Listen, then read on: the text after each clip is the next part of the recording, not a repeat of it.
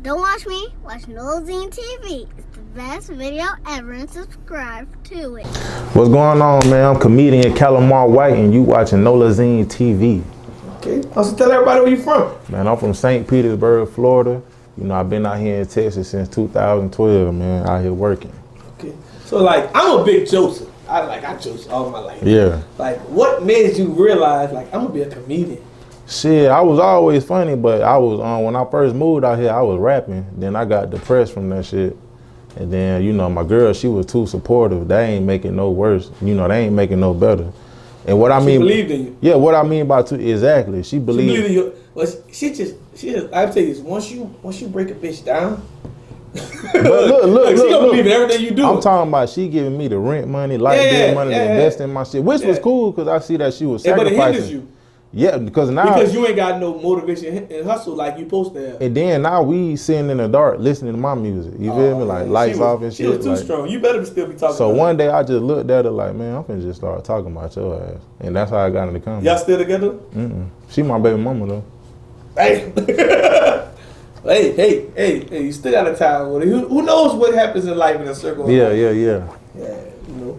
All right. It was a blessing in disguise though. So like growing up, who influenced you far as to like make music and become a comedian? T.I., he was one of my favorite rappers. Okay. I know a lot of people be like Tupac and all that shit. I ain't really relate to that nigga. Cause I was young.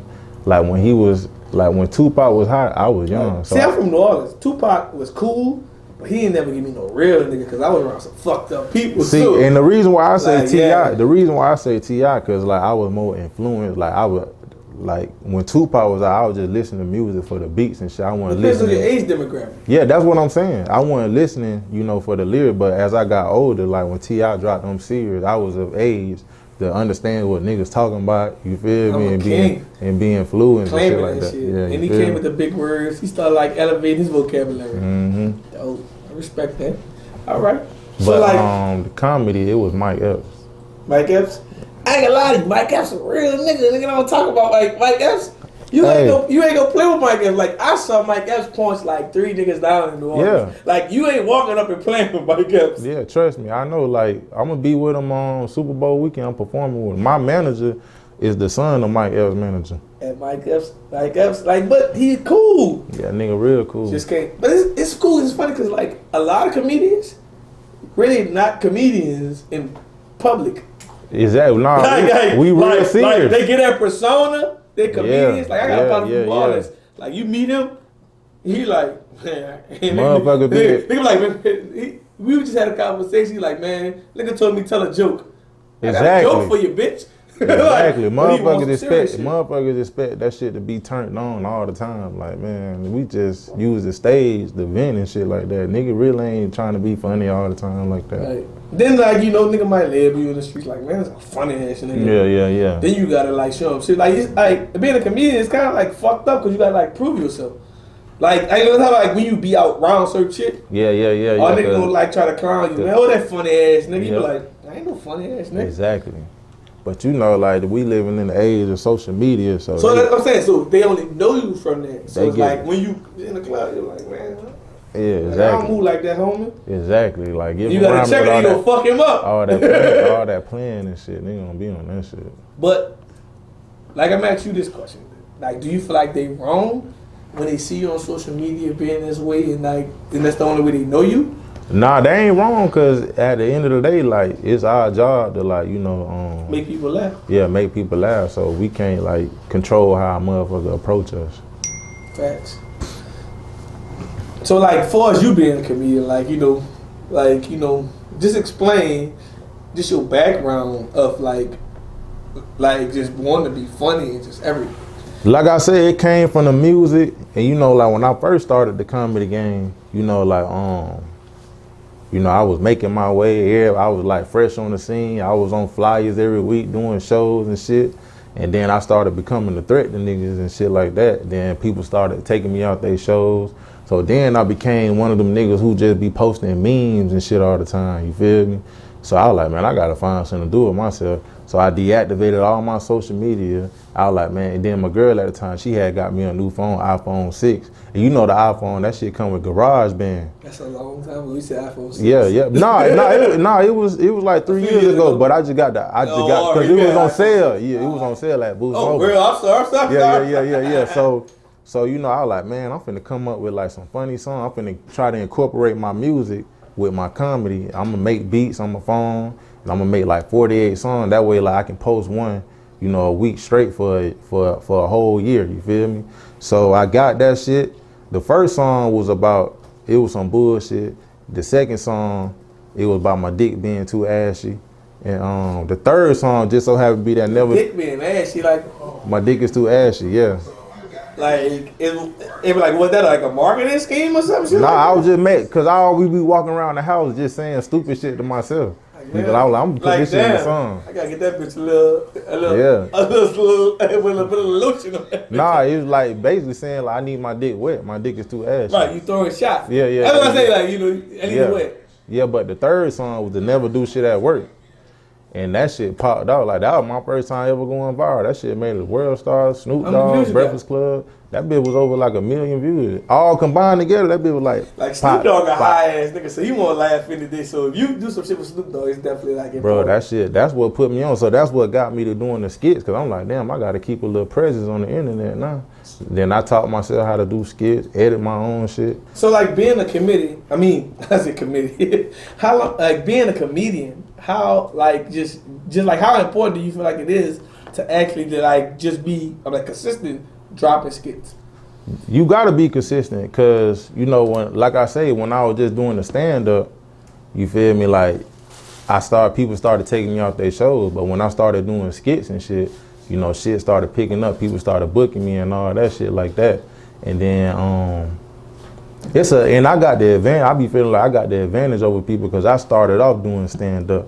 Then I transitioned into the skits. Most people, they do the skits. Then when they get them calls, like, man, we want you to do a show. They don't want to do it because they don't know how to do stand-up. You feel me? Right, yeah. Like, I got friends. And look, the stand-up is a totally different animal because with the skits, you can press stop and record and like, man, yeah, I don't like that shit. You can turn your comments off. Exactly. No, I'm talking about like being Instagram, like.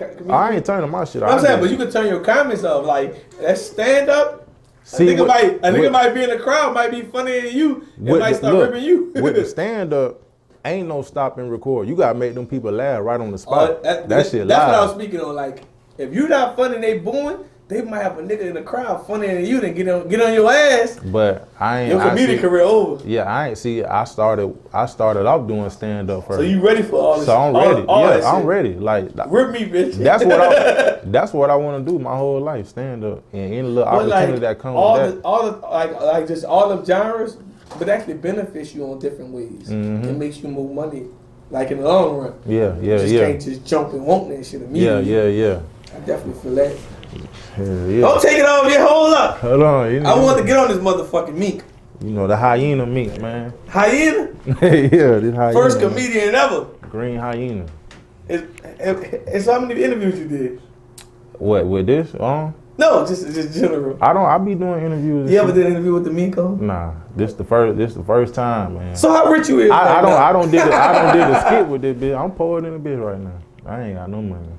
But they gonna look at you. They gonna think I got money. It's all about the image and the perception.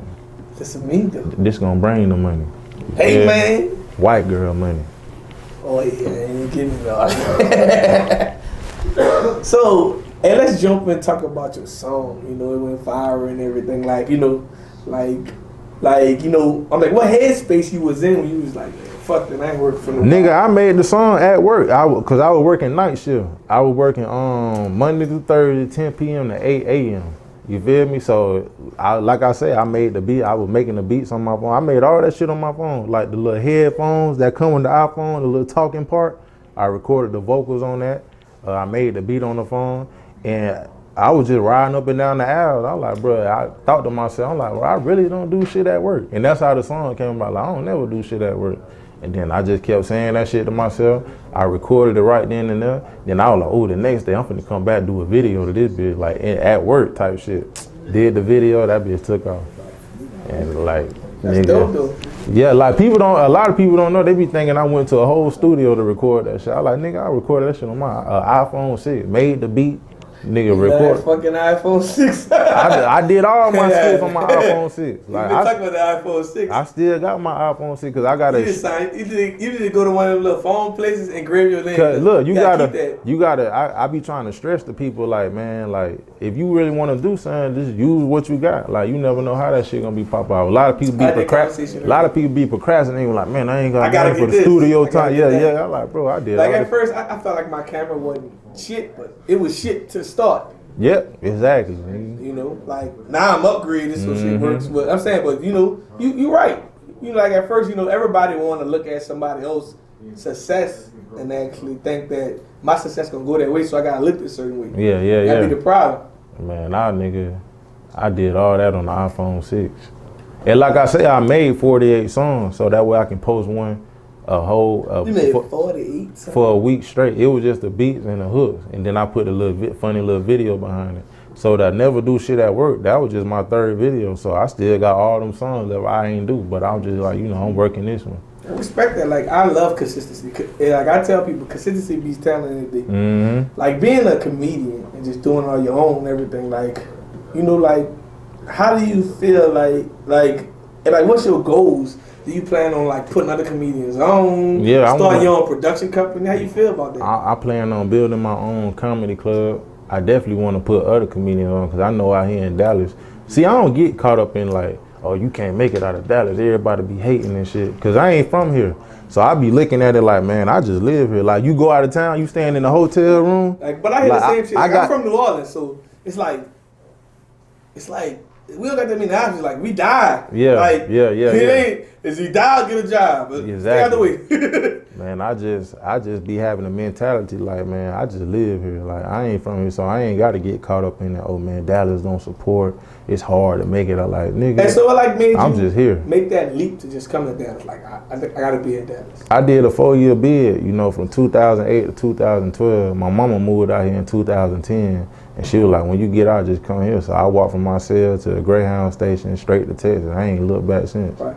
But like, just saying, just being in jail and everything, like, how many, like, they don't got that many comedians that say, man, I was, man. Cause when I was locked up, nigga, I wrote all these songs. So I got out pursuing the rap shit. Like I told you, that shit was depressing like a bitch. I thought I was supposed to be where, like, all my friends fucked up, so I won't get in these conversations. So I don't hear this. Like, yeah. I won't go from the funniest shit you seen in jail to the most fucked up shit you seen in jail. Nigga, the funniest shit I seen in jail was a motherfucking Two-Punk. They got this shit called Lover's Lane. Oh. Niggas be out there on the rec yard getting married and shit, rolling their pants up with the belt, melting Jolly Ranchers for lip gloss. What jail this was in? This in prison in Florida.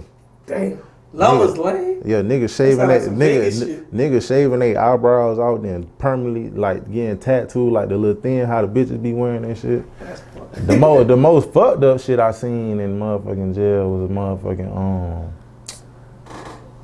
it was a punk. That nigga titty was like way like here. I'm talking about big ass. Oh man, he got his shit done. Yeah, that nigga, boy, he had all the niggas going crazy over him. Man.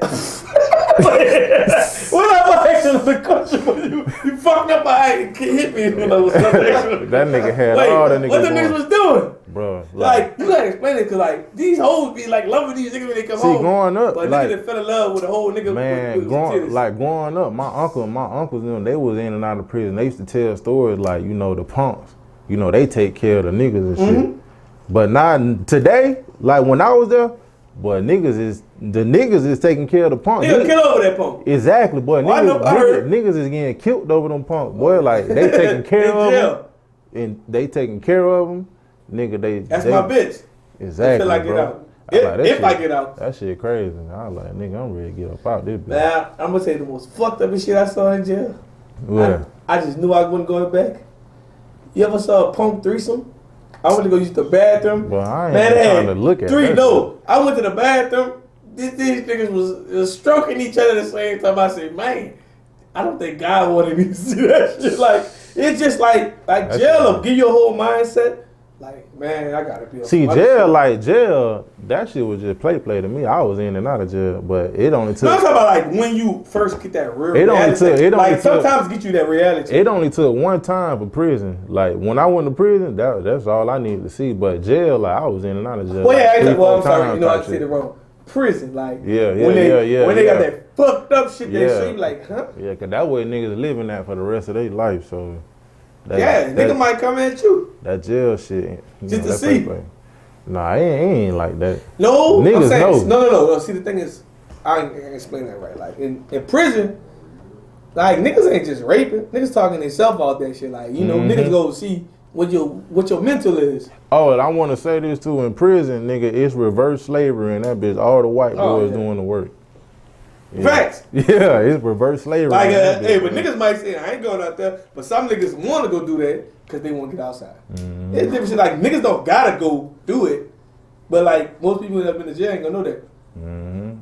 But like, just like it's different because like, most people go to prison, want to become home, I'm gonna be a rapper. Fuck that, ain't going back to jail. That's what I did.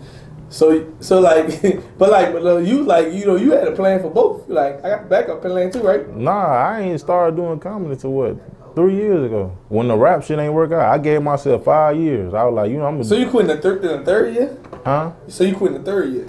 No, when I got out in 2012, I was like, I'm gonna give myself 5 years for this rap shit.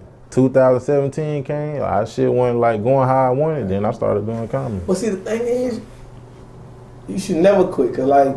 2 Chainz that been about maybe 10 or 15 years. And he ran with his nigga. Like you learn different shit with relationships. But I don't got so many blessings and opportunities from this comedy.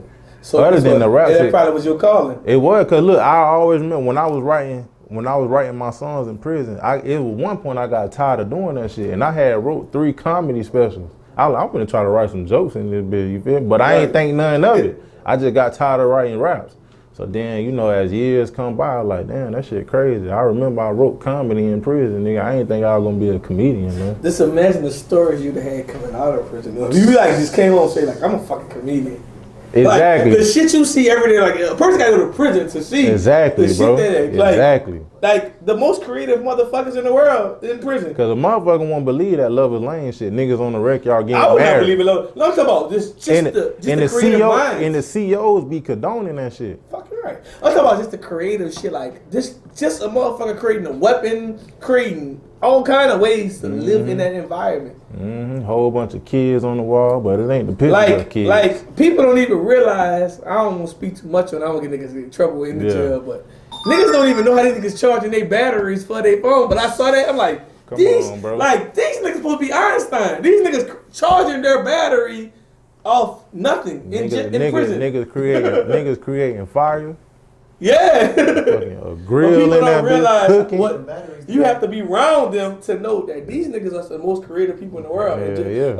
Like I wish I could go to the prison just to have a conversation with them. But like, what the fuck? Who taught you how to create this shit? Nah, it was a nigga. I think I seen you post that bit. It was a nigga on Drewski Funny. He had made it about institutionalized. Yeah, I saw that. That nigga said, damn, I wish I was still off in that I saw it. But this one, that shit was funny, bro.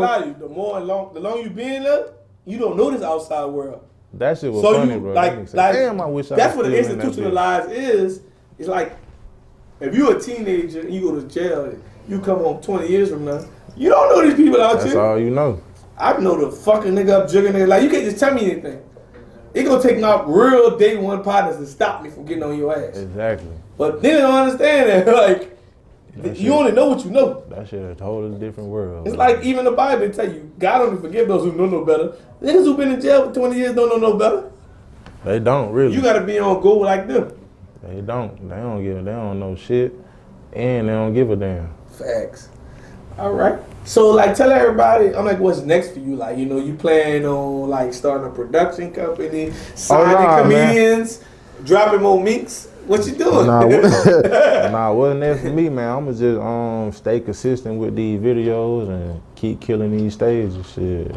I ain't really trying to, I know I ain't in a position to be putting on no other comedian. I'm trying to get myself on, you feel me? Shit, that's what next for me, doing stand-up shows and, working these skits. Thanks. All right. But last but not least, tell everybody, I'm like, what can they find you on social media? Y'all can find me on social media, Instagram at Calimar White. These the new bumper stickers I got. I don't never do shit at work. These hold $5, man. Y'all gonna place these bitches on the back of y'all car. Thanks. Oh, and I do the prank calls on Tuesday, every Tuesday, Facebook Live. That shit be going here too. Hey, but then we done. Already, bro. Let me get. Nolazine, make them scream. Nolazine. Make them SCREAM. Scream. Nolazine, make them scream. You heard me.